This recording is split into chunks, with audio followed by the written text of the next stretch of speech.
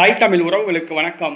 2026 தமிழக சட்டசபை தேர்தல் திமுக தோல்வி அடைந்தது. முதலமைச்சர் மு.க.ஸ்டாலின் கொளத்தூர் தொகுதியில் தோற்றுப்போனார்.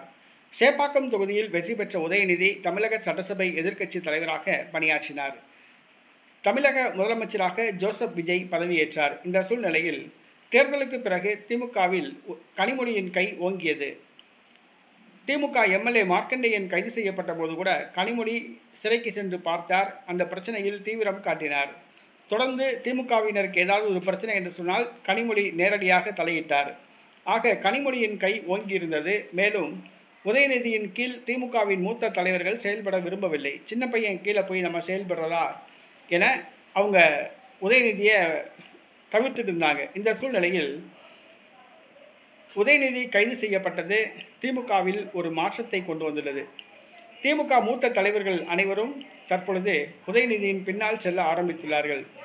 உதயநிதி கைது செய்யப்பட்டதிலிருந்து அவர் காவல் நிலையம் கொண்டு செய்யப்பட்ட முதல் மாலையில் அவர் விடுதலை செய்யப்படும் வரை திமுக மூத்த தலைவர்கள் உதயநிதி கீழேயே இருந்தாங்க, உதயநிதி கூடயே இருந்தாங்க.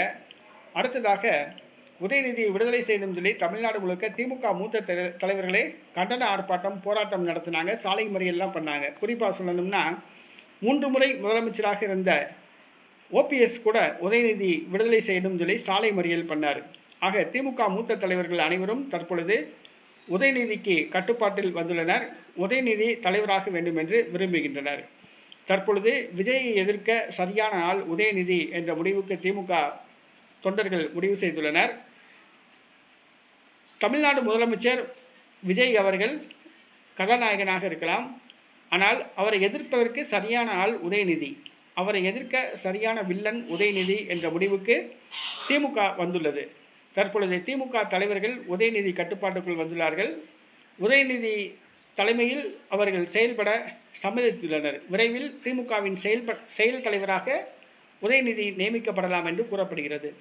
ஆக தற்பொழுது கதாநாயகன் ஜோசப் விஜய்க்கு எதிராக வில்லனாக அவதாரம் எடுத்துள்ளார் உதயநிதி.